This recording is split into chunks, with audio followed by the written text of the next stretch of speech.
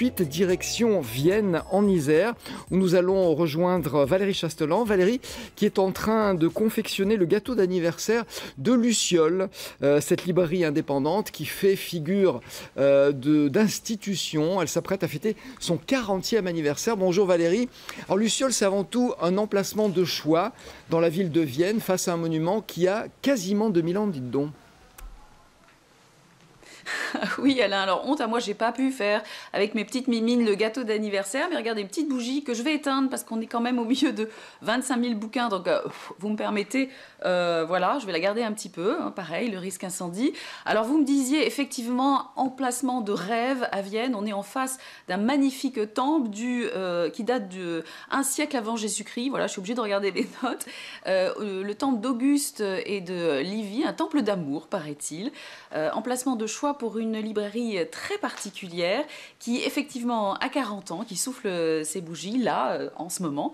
Alors je me retourne vers l'un de ses co-directeurs, Renaud Junillon, qui nous a accueillis aujourd'hui. Alors la librairie est fermée le lundi matin, mais exceptionnellement pour nous, voilà, elle a ouvert, c'est un peu ici une caverne d'Ali Baba, hein, 25 000 livres. Plus de 35 000 références. Voilà. Un petit peu plus, oui.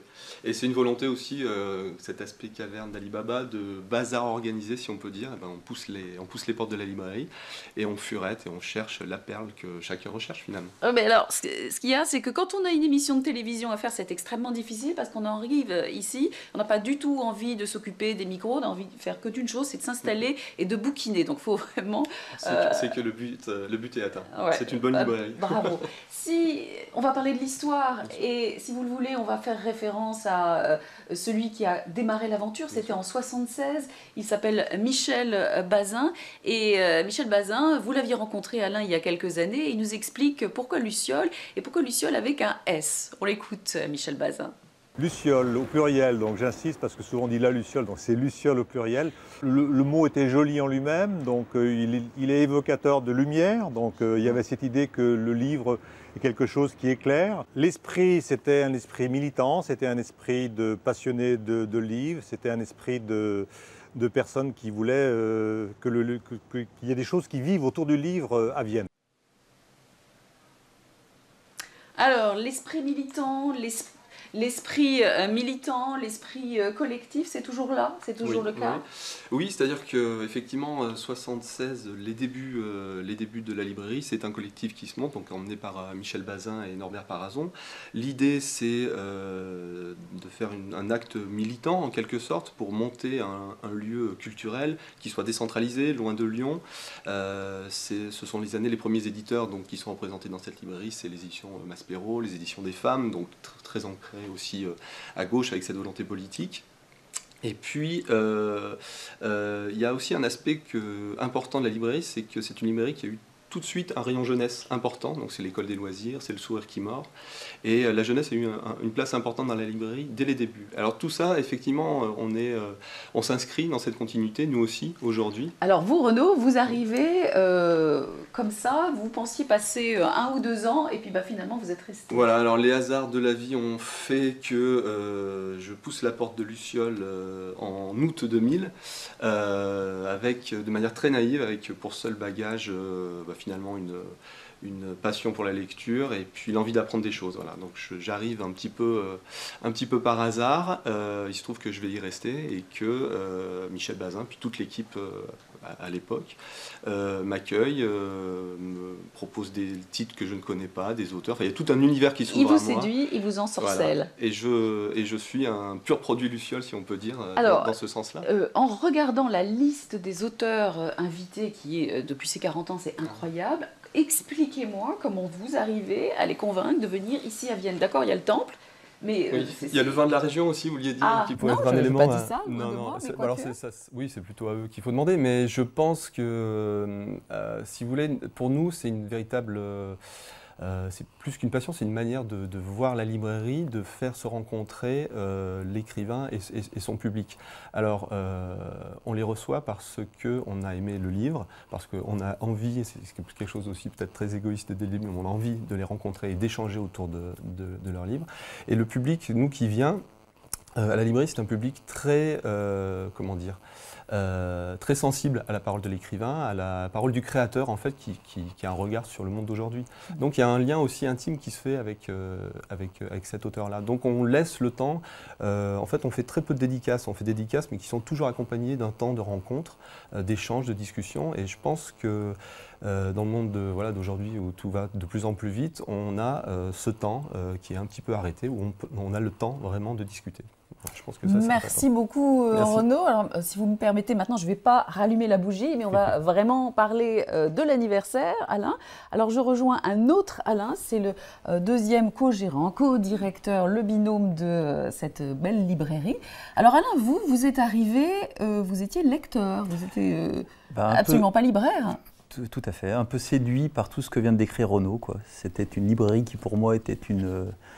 J'ai arpenté plusieurs librairies et le jour où j'ai découvert la librairie Luciole, ça a été un véritable coup de cœur, et c'est via ces rencontres que j'ai été aussi de plus en plus fidèle, puisque j'ai eu l'occasion de rencontrer en tant que client de cette librairie des gens comme Paul Auster, Richard Ford, et du coup je suis devenu un fidèle client, je suis rentré au prix des lecteurs, et puis un jour on a eu ce projet complètement fou de reprendre la librairie Chrono.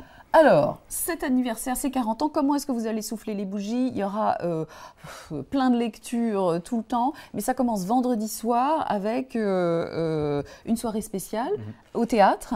On a eu plein d'idées et puis finalement on les a toutes compilées, puis on a décidé de faire un petit peu tout ce qu'on avait imaginé. Donc d'abord on va commencer par une soirée donc, au théâtre. Là c'est un peu la soirée des coups de cœur de la rentrée littéraire. Donc on le faisait un petit peu via un pique-nique de rentrée à la librairie, mais là on s'est dit qu'il fallait voir un peu plus grand. Et d'autre part, l'idée c'était aussi d'associer tous les lieux emblématiques de la ville. On est très très attaché à notre territoire, donc on commençait par le théâtre qui est évidemment un lieu très emblématique de la ville. Et là, 7 grands coups de cœur de la rentrée, des auteurs qu'on aime par leur talent d'écrivain, mais aussi par leur personnalité. Donc on a la chance d'accueillir Jim Fergus, Régis Geoffrey, Régis de Samoret. On a deux Régis, ouais. On a également Sylvain Prudhomme, oui, ils seront là, on pourra regarder peut-être tout à l'heure. On a donc Sylvain Prudhomme, Majid Cherfi, Géné Almeida, Negar Javadi. C'est une combinaison d'auteurs à la fois confirmés et de nouveaux talents, des premiers romans, et d'auteurs qui sont aussi venus déjà dans la librairie et qu'on apprécie particulièrement. Et la marraine de cette soirée sera également Valérie Zenati, qu'on retrouvera le lendemain. Alors, le samedi, qu'est-ce qui se passe? Il y a 4 lieux, 4 opérations, mais moi, il y a quelque chose qui m'a vraiment touchée, c'est que vous avez demandé à vos lecteurs fidèles de venir lire ici des textes, des poésies, enfin tout ce qui leur plaisait tout au long de la journée, c'est ça? La librairie, si cette librairie a cette image aussi, c'est avant tout un lieu d'échange, donc un lieu d'échange évidemment avec les écrivains qui viennent nous rendre visite, mais avec aussi nos lecteurs, puisque quelquefois c'est nos lecteurs qui nous parlent de coups de cœur qu'on n'avait pas forcément identifiés.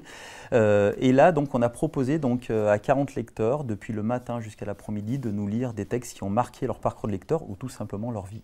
Bon, et on peut encore s'inscrire? On peut encore s'inscrire, il reste encore des places pour ce parcours au fil des pages, donc 40 ans de lecture. Alors, et puis il y a un truc, qui dit anniversaire dit cadeau, et alors là c'est quand même un truc incroyable, vous êtes arrivé, vous vous êtes dit on va commander 40 textes inédits à 40 auteurs. Vous vous êtes dit on va avoir de la chance si on les obtient, et qu'est-ce qui s'est passé? Alors ce que je disais, on a compilé un peu toutes ces couches, donc simplement un petit mot, des rencontres dans le temple autour de la poésie, des rencontres au centre d'art contemporain avec un Slamor Mixoma Prose pour les 10 ans de la tribu du Verbe, et puis l'idée aussi de faire un cadeau, parce que c'est l'anniversaire, c'est notre anniversaire, mais c'est avant tout l'anniversaire de la librairie et de ses clients. Donc on a voulu aussi gâter nos clients, on a sollicité, c'est un projet qui nous a à peu près pris 1 an, donc on a sollicité plein d'auteurs et on voulait se limiter à 40 et on est à peu près à 65 contributions d'inédits autour de la librairie Luciole, autour de la librairie en règle générale, ou simplement des inédits, des cadeaux que nous ont fait des gens comme Russell Banks, comme Maëlys de Kerangal, comme Yves Bichet, comme des textes magnifiques, des illustrations, donc un petit tirage, et surtout là on voudrait saluer l'action d'Actes Sud, parce que quand on veut éditer un livre aussi beau, parce que c'est un vrai livre, pour ceux qui l'auront entre les mains, vous verrez que c'est un Mais il est là le livre, attendez, oui, voilà. Le livre est ici, donc c'est un vrai livre. On l'a vu de toute façon. Que nous a aidé à a édité Actes Sud, donc avec une forte contribution à la fois financière et humaine. Et puis un titre qu'on a trouvé nous aussi très beau et qui représente bien l'esprit de résistance de la librairie, donc La danse vivante des Lucioles, qui rend hommage à un titre un livre de Didier Huberman, Georges Didier Huberman, qu'on aime beaucoup à la librairie, qui s'appelle La survivance des Lucioles. Donc, je me trompe Alain, chaque fois que vous parlez d'un livre, on a l'impression que c'est charnel, vous avez besoin, on a l'impression que vous mettez vos tripes, vos cœurs et votre cerveau. Hein. Ça l'est, j'ai des frissons partout rien que d'en parler. Ouais. Donc, et puis c'est un peu ce qui caractérise l'équipe, l'équipe à qui on rend hommage également, parce que la librairie ne serait pas ce qu'elle est si on n'avait pas l'équipe aussi performante qu'on a aujourd'hui. Une librairie indépendante de centre-ville, c'est 10 salariés, et ça c'est aussi important à C'est un petit miracle par les temps qui courent. On peut terminer peut-être par les coups de cœur, parce que Renaud nous le disait, cette rentrée littéraire, c'est 700 bouquins qui sont sortis, bam, comme ça, et donc nous on en a choisi 3. Alors un polar, hop.